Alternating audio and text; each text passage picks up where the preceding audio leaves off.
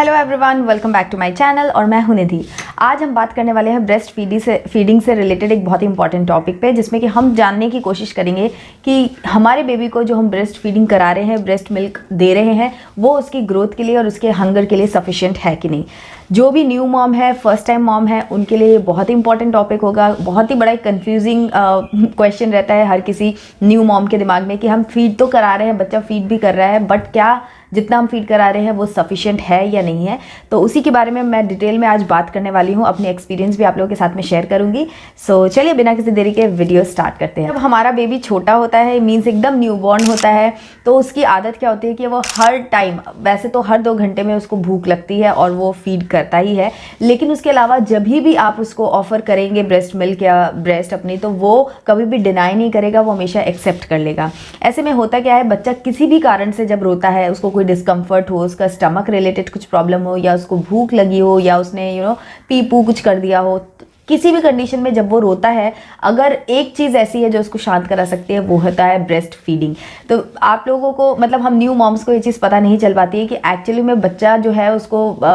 उसकी भूख खत्म हुई है या नहीं है, क्योंकि जब भी उसको वो फीड ऑफर करो वो ले लेता है, तो हमें लगता है शायद वो भूख के कारण ही रोया हो। तो ऐसे में हमारे पास कोई मेजरमेंट क्राइटेरिया नहीं है कि उसको जितनी भूख लगी है हमने उसको उतना फीड करा दिया है या उससे कम कराया है या हम एक्सेस दे रहे हैं, क्या है, नो आइडिया। कोई आइडिया हमारे पास होता नहीं है। कई बारी जैसे किसी को अगर ब्रेस्ट मिल्क सप्लाई एकदम ही कम हो रही है, उनको पता होता है कि यार हमारी सप्लाई है ही नहीं उतनी, तो बेबी को हम फीड कम ही करा रहे होंगे, तो वो फॉर्मूला मिल्क अपने बच्चे को टाइम से देने लग जाते हैं एंड फिर उनके बच्चे की जो ग्रोथ है वो प्रॉपरली मेंटेन होती है। बट जिन लोगों को मीडियम टाइप का प्रोडक्शन हो रहा है, मिल्क प्रोडक्शन हो रहा है, या हाई मिल्क प्रोडक्शन हो रहा है, उनको ऐसा लगता है कि यार प्रोडक्शन तो हो ही रहा है, मिल्क तो बन ही रहा है, तो बेबी पी रहा होगा, ऑब्वियसली ठीक है। लेकिन ऐसा हमेशा नहीं होता है, क्योंकि कई बार क्या होता है कि आपको मिल्क तो बन रहा है, बट बेबी है उसको वो लैचिंग नहीं अच्छे से कर पा रहा है, वो फीडिंग अच्छे से नहीं कर पा रहा है, इसलिए उसका पेट खाली रह रहा है, या फिर जितना आपका मिल्क प्रोडक्शन हो रहा है उतना उस बेबी की भूख के लिए या उसकी ग्रोथ के लिए सफिशिएंट नहीं है। तो वो सारी चीज़ें कैसे आप जाने, वो मैं आप लोगों को आज बताने वाली हूँ। आप सबसे पहला पॉइंट जो है वो है उसके डायपर्स को चेक करना।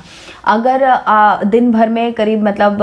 आप समझिए 6 to 8 वेट डायपर्स, मतलब वो सूसू कर रहा है आपका बेबी, इट मीन्स कि वो प्रॉपर फीड कर रहा है, क्योंकि वो लिक्विड ज़्यादा लेता है, खाना तो खाता नहीं है, तो इसलिए वो मतलब पी भी बहुत ज़्यादा करता है। तो इसीलिए अगर वो प्रॉपरली ज़्यादा पी कर रहा है, मतलब 6 to 8 डायपर्स वो गीले कर रहा है, क्लोथ डायपर्स हैं, अगर वो गीले कर रहा है, इट मीन्स कि वो प्रॉपर न्यूट्रिशन ले रहा है और जितना उसको डाइजेस्ट हो रहा है, उसका स्टमक प्रॉपरली काम कर रहा है, और इस तरीके से डायपर्स जो है वो गीले हो रहे हैं। तो 6 to 8 क्लोथ डायपर्स, और अगर आप डिस्पोजेबल डायपर्स ले रहे हैं तो 5 to 6 डिस्पोजेबल डायपर्स अगर आप दिन भर में यूज़ कर रहा है आपका बेबी, इट मीन्स कि वो प्रॉपर न्यूट्रिशन ले रहा है, proper enough amount of milk उसको मिल रहा है। सेकंड चीज़ आती है कि कलर ऑफ यूरिन। अगर आपका बेबी जो है वो जो पी कर रहा है, उसका कलर आपको नोटिस करना है कि अगर वो कलर जो है वो नॉर्मल येलो, पेल येलो, या जो नॉर्मल येलो कलर में रहता है तो इट्स फाइन, बट अगर उसको कम मिल्क मिल रहा है, अगर कम उसको डिहाइड्रेशन, मिल्क एक ऐसी चीज़ है जिससे बेबी जो है वो उसको फूड भी मिल रहा है, उसको लिक्विड भी मिल रहा है, वो उसी को ही सब कुछ तरीके से कंज्यूम करता है। सो डिहाइड्रेशन अगर आपके बेबी को है, अगर किसी को भी डिहाइड्रेशन होती है तो आपके यूरिन का कलर चेंज हो जाता है। तो आपको वही चीज़ बेबी में नोटिस करना है कि अगर उसके यूरिन का colour dark pinkish brownish colour में आ रहा है, इट मीन्स कि उसको लैक ऑफ न्यूट्रिशन वो फेस कर रहा है और उसको और मिल्क की या और चीज़ों की ज़रूरत है। तो आप उस चीज़ पे काम कीजिए। तो आप कलर पे ध्यान दीजिए, ये सब चीज़ें आप इनिशियली कुछ टाइम तक ऑब्जर्व कीजिए, ताकि आपको पता चले कि हाँ आपका जो मिल्क प्रोडक्शन है वो बेबी के लिए सफिशिएंट है या नहीं है। सो यूरिन का कलर आप नोटिस कर सकते हैं। सो नेक्स्ट आप चेक कर सकते हैं बेबी के पूप या स्टूल का कलर। सो अगेन जैसे यूरिन में है, वैसे ही पूप का कलर भी आपको बता देगा कि उसको प्रॉपर न्यूट्रिशन मिल रहा है कि नहीं, वो प्रॉपरली फेड है कि नहीं है। सो अगर जो बेबी आपका पूप कर रहा है, अगर उसका कलर नॉर्मल येलो कलर में है और थोड़ी सी लिक्विडी कंसिस्टेंसी में वो पूप कर रहा है, सो इट्स नॉर्मल, ये सफिशिएंट उसका जो न्यूट्रिशन है उसका सिम्टम है। बट अगर जो स्टूल है उसका कोई भी टेक्सचर या कंसिस्टेंसी चेंज हो रही है, या फिर कलर चेंज हो रहा है, डार्क ब्राउन पिंकिश इस तरीके का कलर, येलो से कुछ अलग कलर अगर जा रहा है, तो इट मीन्स कि उसको प्रॉपर फीडिंग नहीं मिल पा रही है और आपको एक्स्ट्रा फीडिंग देने की इसको ज़रूरत है। नेक्स्ट अगर मैं फ्रीक्वेंसी की बात करूँ कि फ्रीक्वेंसी क्या होनी चाहिए यूरिन की या फिर पूप करने की, तो जो छोटा बेबी होता है, जैसे मैं अपने बेबी की अगर बात करूँ तो जब मैं उसे फीड कंप्लीट करती थी वो तुरंत उसके बाद ही वो या तो पी कर देता था या तो पूप कर देता था, उसका ऐसा ही था, हर फीड के जस्ट बाद वो ऐसा करता था।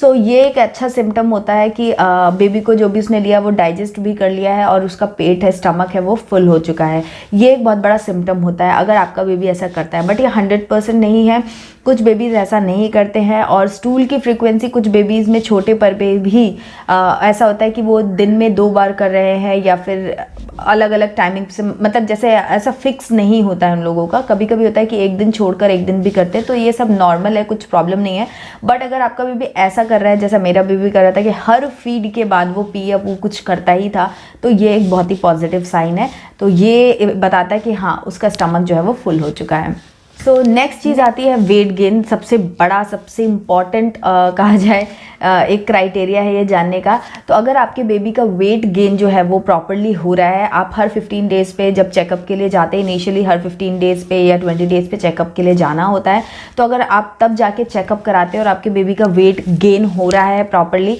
इनिशियली जब बेबी होता है तो उसका जो भी वेट हुआ रहता है, मतलब जब जस्ट बॉर्न पे जो वेट होता है उससे वो 500 ग्राम्स के आसपास अपना वेट जो है वो लूज़ करता है इनिशियल 2 वीक्स 3 वीक्स के अंदर, बट वो वापस से रिकवर करने लगता है। तो 2-3 वीक्स के बाद आपको देखना है कि उसका वेट जो है वो रिकवर हो रहा है, मतलब वापस से वो अपना ओरिजिनल वेट जिसमें वो हुआ था, बॉर्न हुआ था, अगर वो वेट गेन करने लग जाता है, इट मीन्स कि उसको प्रॉपर न्यूट्रिशन मिल रहा है, इसीलिए उसने अपना वेट गेन किया है। और अगर अभी भी वो वेट उस तरीके से गेन नहीं कर रहा है, बहुत ही माइन्यूट से गेन कर रहा है या फिर नहीं गेन कर रहा है, तो चिंता का विषय है। आप डॉक्टर से कंसल्ट कीजिए और उसको एक्स्ट्रा न्यूट्रिशन की ज़रूरत पड़ती है। तो वेट गेन पर वॉच रखना आई थिंक 1 ईयर तक पूरा आपको रखना ही चाहिए। उससे आप बहुत ज़्यादा ये चीज़ आइडेंटिफाई कर पाते हैं कि आपके बेबी को प्रॉपर फूड मिल रहा है कि नहीं, चाहे वो 6 मंथ तक ब्रेस्ट फीडिंग हो या 6 मंथ के बाद में खाना वगैरह भी अगर आप दे रहे हैं, तो भी उसका जो मेजरमेंट है वो वेट गेन के थ्रू आप बहुत ही प्रोमिनेंटली कर सकते हैं। तो नेक्स्ट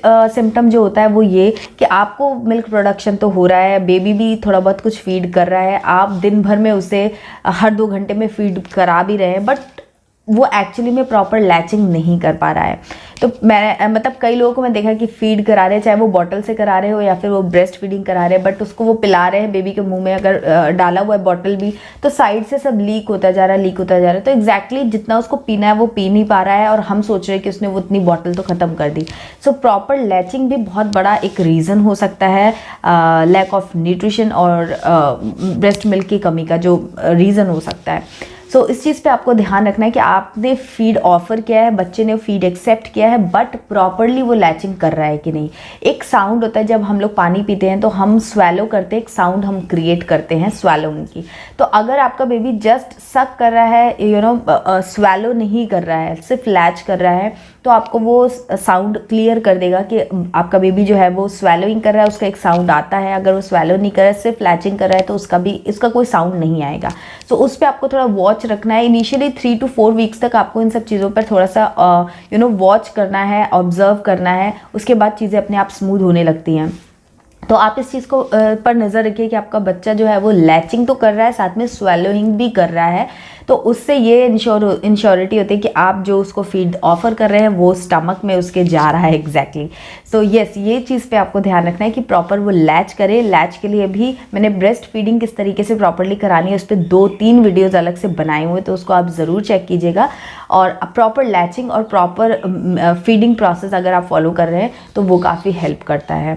सो नेक्स्ट चीज़ आती है आपके बेबी का रिएक्शन है, वो बहुत ही प्रोमिनेंट होता है। अगर किसी का भी पेट भर जाए, उसको भूख लगी और उसका पेट भर जाए, तो उसका फेस जो है वो एकदम से ब्राइटन अप हो जाता है, वो खुशी, वो सेटिस्फेक्शन मिलता है। तो आप अपने बेबी को देखेंगे कि अगर उसे भूख लगी होती है तो वो बहुत इरिटेटेड महसूस करता है, बहुत शोर क्राई करता है और इरिटेटेड अनकंफर्टेबल फील करता है। लेकिन जब वो फीड करता है और एक्चुअल में उसने फीड किया, वो मीन्स उसने फीड एक्सेप्ट करने के बाद मिल्क उसके स्टमक में गया, उसका स्टमक, उसका हंगर फुलफिल हुआ होगा, तो वो उसके बाद से बहुत ही ज़्यादा चेयरफुल हो जाएगा, स्माइल करेगा, अपनी एक्टिविटी कुछ ना कुछ जो भी उसकी एज के हिसाब से एक्टिविटी होगी वो करेगा। तो आपको वो सेटिस्फेक्शन उसके फेस फेस पे, उसकी एक्टिविटीज़ में दिखेगा। एंड देन ये बहुत ही क्लियर होगा कि उसका जो फीड है उसने प्रॉपरली ले लिया है, जितना उसको भूख लगी थी उसने ले लिया है। आप एक चीज़ और भी देख सकते हैं जो मैंने देखी थी, पढ़ा था मैंने कहीं पर, और मैंने इसको नोटिस भी किया था कि जब बेबी की स्किन जो होती है वो डिहाइड्रेटेड होती है, मीन्स उसकी बॉडी में पानी की कमी होती है,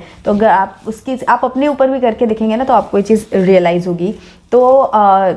जब आप ऐसे पिंच करेंगे ना, अपने बेबी के स्किन को पिंच करेंगे, तो आप जैसे पिंच करेंगे छोड़ेंगे तो अगर वो नॉर्मल जैसे था ऐसे आ जाएगा, जैसे अभी ये हो रहा है, अगर ऐसा हो जाएगा इट मीन्स कि बेबी की स्किन डिहाइड्रेटेड नहीं है, उसको डिहाइड्रेशन नहीं है, वो प्रॉपरली फूड एंड लिक्विड जो भी उसको चाहिए वो उसको मिल रहा है। बट अगर उसको डिहाइड्रेशन होगा, मतलब जितना उसको फीड चाहिए उतना उसको नहीं मिल पा रहा है, तो अगर आप ऐसे करेंगे तो हल्का हल्का सा रिंकल पड़ेगा, मतलब इंस्टेंट वो स्किन जो है वो नॉर्मल नहीं होगी, हल्का सा यहाँ पर थोड़ा सा टाइम लेकर के स्किन जो है वो वापस अपने शेप में आएगा। एक बहुत ही अच्छा, आप ट्राई करके देखना, अगर आपके पास छोटा बेबी है उसकी स्किन पे बहुत ही प्रोमिनेंटली ये काम करता है, तो आप एक बार ये वाली चीज़ जो है वो ट्राई करके देखना। स्किन को पिंच करना, अगर वो प्रॉपर नॉर्मल होगा उसका फीडिंग प्रोसेस तो स्किन तुरंत नॉर्मल हो जाएगी, और अगर नहीं होगा तो थोड़ा सा हल्का सा, ऐसा नहीं कि घंटे 2 घंटे नहीं लगेंगे, जस्ट हल्का सा एक फ्रैक्शन ऑफ टाइम जो है वो आपको महसूस होगा कि स्किन जो है वो पहले रिंकल हो रही है, तुरंत वापस शेप में नहीं आ रही है। तो इससे भी आप चेक कर सकते हो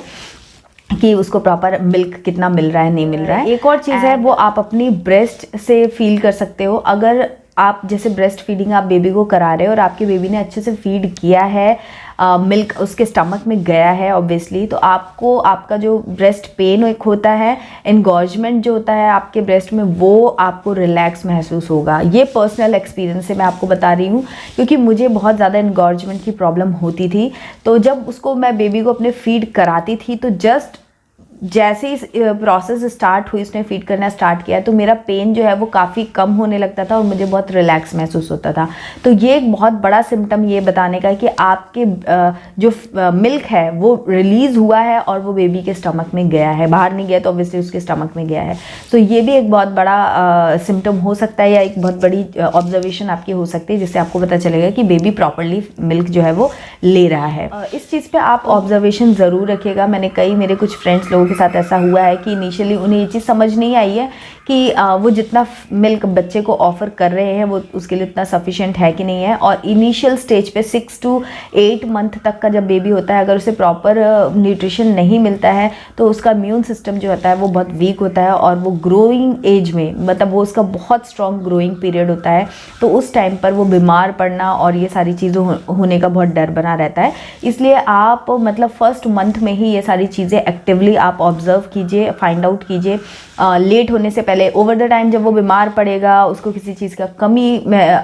डिटेक्ट होगी, तो ऑब्वियसली पता चल जाएगा कि उसको भूख उसकी प्रॉपर नहीं पूरी हो पा रही है, फिर आप कुछ और देंगे। तो लेट करने से बेहतर है कि समय से आप चीज़ों पे अलर्ट होकर उसको फाइंड आउट कर ले। और अगर कभी ऐसा होता है कि किसी को इतना मिल्क प्रोडक्शन नहीं हो रहा है कि वो अपने बेबी को प्रॉपरली उसका मतलब उसको जितनी ज़रूरत है उतना वो फीड नहीं अगर आप कर पा रहे, तो आप अलग से फॉर्मूला मिल्क वगैरह आप दे सकते हैं अपने डॉक्टर से कंसल्ट करके। तो ये सारी चीज़ें आप ऑब्जर्व कर सकते हैं, जिससे आपको पता चल जाएगा कि हाँ आपको कितना बच्चा आप फीड आप दे पा रहे हैं और उसको कितने की ज़रूरत है। ये सारी चीज़ें के बीच में जो बैलेंस है वो आप बना सकते हैं। ये वीडियो अगर आपको पसंद आया तो इस वीडियो को लाइक ज़रूर कीजिएगा, कमेंट करके मुझे बताइएगा कि आपके साथ कभी ऐसा कुछ हुआ है, या अब अगर अभी तक आपने बेबी को डिलीवर किया और अभी तक आप ये चीज़ें नहीं फॉलो करे थे तो आप करिए और मुझे ज़रूर बताइए। इस चैनल को सब्सक्राइब ज़रूर कर लीजिए, क्योंकि यहाँ पर मैं इसी तरीके के